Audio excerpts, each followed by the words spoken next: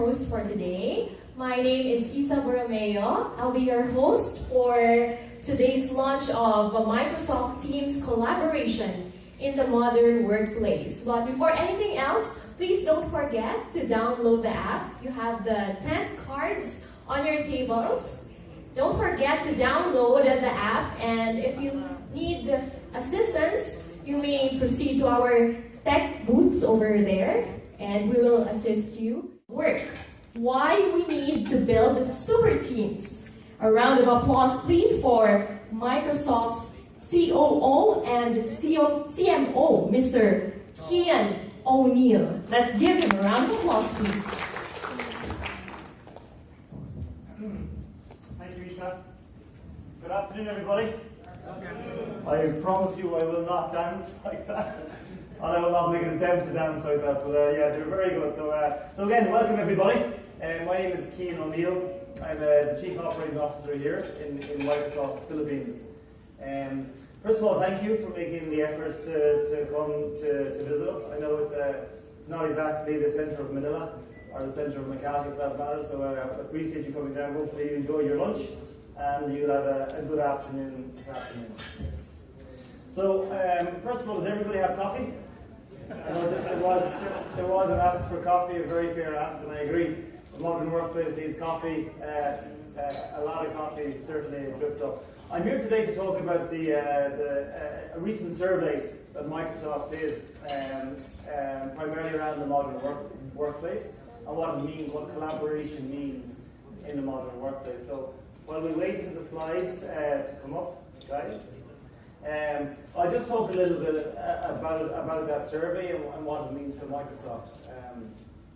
Before I get there, just to level set on a couple of things. I see some friendly faces in the audience. Digital transformation, modern workplace, collaboration, these terms are being used a lot. And if I just reflect on modern workplace and digital transformation, so we're all clear on what does that mean. What does DT mean? What does digital transformation mean? Number one, it means how do you use and how do you drive disruptive change with technology? And with technology and digital competencies, it's things like cloud, it's things like data, it's things like mobility, and it's analytics. So you take those 3 or 4 components, and I'll repeat those. It's mobile, it's data, it's analytics, and it's cloud. And how do you use those and leverage those to drive disruption and drive change? So what we'll talk about a little bit about today, specifically, is around collaboration. When you think about a modern workplace and you think about digital and transformation, we'll spend a bit of time about that today. So the new workplace, or the modern workplace, everyone knows about it. Like 10, 15 years ago, it was about the location. It was about light. It was about standing desks. It was about where you were physically located. Today, it's a very, very different conversation. And there's 3 or 4 kind of key pieces to talk about here. Number one is what you can see here is about Asia being truly mobile. And that's very evident. My 3 years in the Philippines, it's very, very clear. Everybody has one phone. Everybody has 2 phones. Battery packs are the norm. People stuck on EDSA, stuck in Jeepney, stuck on the MRT, stuck on Skyway, you name it. People are very, very connected. Ericsson believed by 2020 that there will be 4 billion connections in Asia, 4 billion mobile connections, and that's not that far away. So what does that mean from a modern workplace perspective? So that's huge, number one. Number 2, it's around employees, and it's about employees and obviously understanding and a need for workplace integration. So no longer is it you go to work and you go to a cubicle or you go to an office. It's becoming very, very obvious that 70 to 80%, I think the number is actually 79% of people are now spending minimum 1 day out of the office. That's huge. Think about that.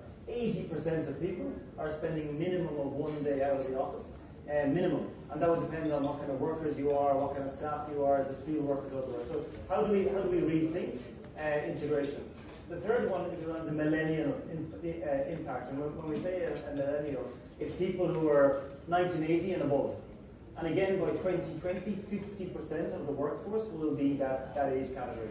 So again, it's not only about how they work, it's about keeping that talent keeping that best talent in your company and what they expect, how they want to work, whether they want to work remotely, whether they want to work in the office. You think about the BPO industry, it's primed for this kind of disruptive change. It's primed for, I think there's 1.2 million people working in that industry. So what does that mean, and how do we obviously ensure that we're helping the Philippines, which is obviously heavily dependent on BPOs, embrace this modern workplace and collaborate with differently? So the three attributes, as you can see here, is people, place, and technology. In the past, people, we just assumed you were looking for a different kind of person or a different kind of skill set. Really, when we think about people, it's being digitally savvy and digitally native. We talked about the millennials earlier, and the need for working on the go, the need for working from anywhere, any place. I have a guy in the office, and he said to me, Cian, if I wanted to show how I could work from any time, any place, he said I'd strap a GoPro cam on my head and I'd jump out of a plane doing Excel on a Surface device. Like, that's possible. Like that, it sounds bizarre, but that kind of it is very, very possible. So from a people perspective, we have to ensure that we're driving that curiosity, we're enabling people to have those skills, making them aware, making the training, giving the access to those tools and that leadership. Number two is the place. I mentioned earlier, from a place perspective, it needs to be dynamic. It needs to be open to flexibility. You need to have an ability to be able to work from anywhere, anytime, any place. In the past, it was all about, as I said, it was about the actual physical location, having the right ergonomics, having the right desks, the right chairs, the right cubicles. Now it becomes very, very different. How are people actually collaborating, whether you're in an office in Manila, in Cavite, in Laguna, up north, down south, in the provinces? The location no longer matters. What matters is how you collaborate efficiently. And then finally, it's actually about the technology itself. And the technology, what we're finding in Microsoft is the technology is changing the game. It really is changing the game. So how do you look at technology to completely change the game? Whether it's with your employees, whether it's in your operations day to day, your product sets, or your customers. The technology itself is unleashing a huge amount of insights. The technology is enabling people to work very, very differently. I think as press and people in media, you guys are at the forefront of that in terms of how you work, how you collaborate back with your editors, with your newsrooms, etc. It's a very good example of how technology can enable you to have a completely different working environment at a completely different level of efficiency. So what are the biggest blockers? What are the single biggest blockers that we see in the Philippines? And number one, as you can see here, is actually it's skills. It's skilled workforce. So a skilled workforce is all about it's not only actually having the actual day-to-day skills, it's the mindset. I talk about that quite a lot in Microsoft, because what we are looking for people with that right mindset. The curiosity in terms of what does the digital business mean? If I am not one, what does it mean to be one? How do I look at data differently? How do I look at data to give me something different? How do I look at mobile? How do I look at cloud? So it's having that curiosity from their universities, the schools. Everybody can catch up with the curriculum, but it's very much about actually having that number one, that digitally savvy workforce, number one, and number two is leadership. When I say leadership, we see it every day. We see some companies here in the Philippines who are their board are slow. To be very frank, they're slow. They're happier to keep their technology on-prem. They're happy to run their business the way they've always run it. And then we see other companies. We've done a case study recently with Shakey's. Shakey's is a very good example of a CEO, a CIO, a CFO, the whole board, who are completely bought into technology, into cloud, into collaboration across their branch network of Shakey's, and how they've leveraged technology to completely rethink their business model and how they actually engage with their customers. So really, it's that curiosity, it's that skill set becomes very, very important. Microsoft likes to think about it from 4 key pillars perspective. Number one is around your customers. Number 2, your employees. Number 3, your operations. And number 4, your products. So think about your customers. The very first interaction you have with your customers is when they walk in the door. And it may actually not be your first interaction it may be your first interaction, but their first interaction is most likely going to be online. It's more than likely going to be through a blog post. It's going to be something very different. So how do you enable that omni-channel? How do you engage your customers before they actually even step into the store? How do you understand their sentiment? This becomes very, very important no matter what industry. If you're in a casino, if you're in a hotel industry, if you're in retail, how do you really engage your customers, know what they want, and then ensure that you're giving them that personalized service? That is the expectation. Most customers want that personalized touch, number one. Number two, it's around your employees. So again, how do you give your employees, or how do you enable your employees to have that insight, that data at their fingertips? Because many don't. And the challenge is that many, many customers have the data, but they haven't figured out a way how they can actually enable their employees. So if you can imagine, again, we're in Solaire today. Imagine when I walk in the door that I met with someone who knows exactly, I'm Cian O'Neill, I'm Irish, I'm living in the Philippines, I've got X number of kids, I've got one wife, I've got this. Well, you know, that insight. I like to gamble or I don't like to gamble. I like to have a beer or I don't. And they can give that personalized service. So that data is available. And if you can imagine if you can empower your employees with that kind of data, the kind of personalized service you can get. Number two. Number three, it's around actually your operations and how you can leverage, for example, IoT, the Internet of Things. A very good example here is, and we have examples in the Philippines, but they're just not public references yet. But a very good example is in New Zealand, where they talk about not IoT, it's an Internet of Oysters, where they put sensors in the oyster cages. And the sensors, ahead of time, can tell whether the currents are coming, whether the weather is changing. They can look at the pH levels of the water. So way, way, way in advance, they know there's a storm coming in, etc. And they've completely rethought their operations. They're saving millions of dollars every single year just by using this concept of Internet of Oysters. Very, very simple. And we're seeing that every day. We're seeing that with some of our big customers. Rolls-Royce are putting in sensors. They're understanding how they can leverage the power of data to really completely rethink their operations. And there are obviously, here in the Philippines, we also have some customers who are on that journey. And then finally, it's around your product set. Again, how do you look at your product set today? A very good example is companies like Amazon, companies like Uber, many, many companies across the world who are rethinking their product set completely. So again, digital transformation, collaboration in the office or outside of the office becomes acutely important. So the survey that we did, for those of you who would remember, we did a survey about 6 months ago around digital transformation and what that means. And we've taken this survey a step further to bring it into actually what does collaboration mean. So again, it's across all of Asia, over 4,000 respondents, 300 here in the Philippines. So over 300 people responded between February and March this year, so actually in 2017. And the results are very, very interesting. I've mentioned a few of them already. But what we're seeing in the Philippines, it is a very young nation. It is a very digitally savvy nation. And what's holding us back is what we heard about is actually skills, digital workforce. I spoke to a guy last week who's a data scientist here, and huge demand, for example, in data science. But yet the skill set isn't here. Like data scientist is now considered the sexiest job in the world at the moment. It's literally coined the sexiest job in the world. And in the Philippines, we have the data, we have the openness and the curiosity, but we don't have the skill sets. So again, how do we look at that? How do we as leaders, how do we as PR professionals and media professionals spread that word in terms of what's needed in the workforce? So specifically, what do the surveys tell us? 80% of people are spending at least one day outside the office. So 80% of people are mobile. You know, that's a lot of people.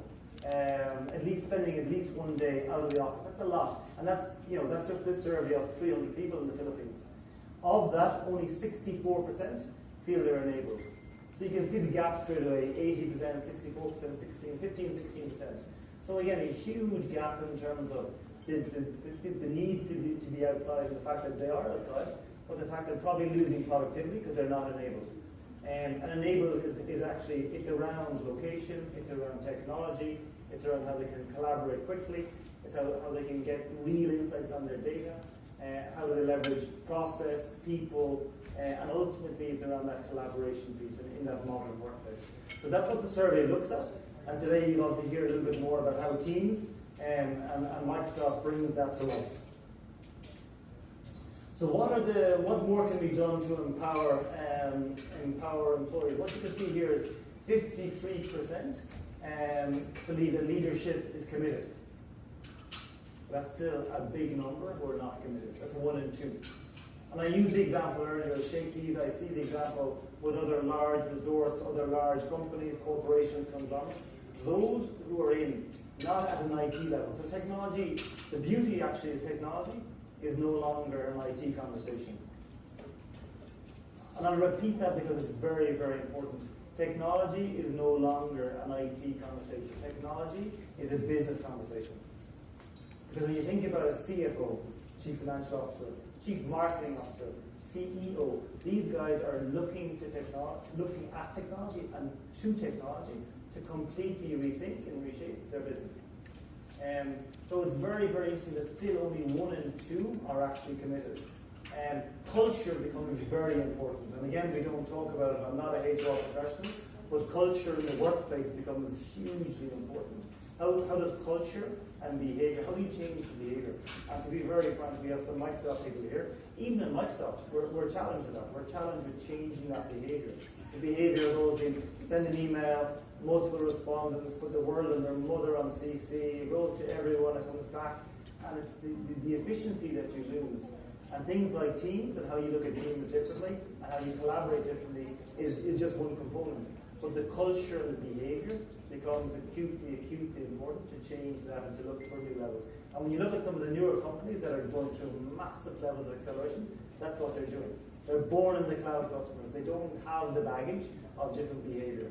And you can see that very, very, very clearly.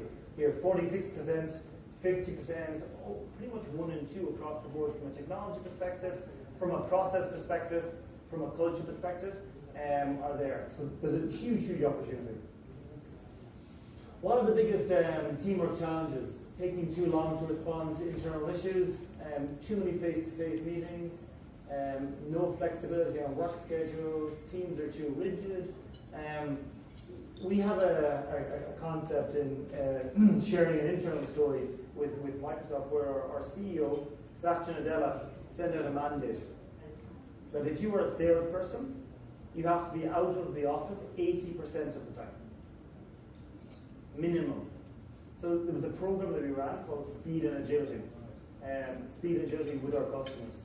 And because what we were finding was too much internal process, too many internal meetings, not enough customer face time, we call it customer face time, and too much internal. That has completely changed the conversation. But with that, it was obviously a technology as well. How can we use our CRM tools online on our phone? How do we use our contactability? How do we look at our Power BI? How do we look at all our data on the go so people do not physically have to come in? So the Speed and Agility program is now very much in play. There's rules where, for example, there cannot be internal meetings Tuesday, Wednesday, Thursday, Friday. You can only have internal meetings on a Monday for sellers. So for direct sales people, they cannot be seen. So we actually have in the office, we actually have less desks. So if everybody comes to work, they physically cannot fit in the office. So some of those kind of behavior changes are happening. They're happening in the Philippines. They're happening in my own country, in Ireland. But when you think about some of the bigger industries in the Philippines, BPO, etc., that's where we have a big opportunity to think about something different. And I'll put it very bluntly. You know, we have a choice. We either disrupt or we be disrupted. Which is pretty stark, but it is the truth of the matter. So ways to improve collaboration. Here you can see, this is again from the survey. What are the kind of key things? Better PCs, better mobile devices, the ability to access information, cloud-based productivity. I'll give you an example. I was with a customer last week. This customer is the president of a large conglomerate owning multiple companies. This president was there, CFO was there. So again, no longer just IT. And he was very, very clear. He said, Cian, going forward, I can see how I would use this data, this Power BI, to run all my management meetings. So again, it's how you can leverage technology to completely change the conversation, completely change how we collaborate in the modern workplace. I think it's one of the single biggest takeaways is how we can think about not only technology, not only location, and not only people. I'll turn back to Christian.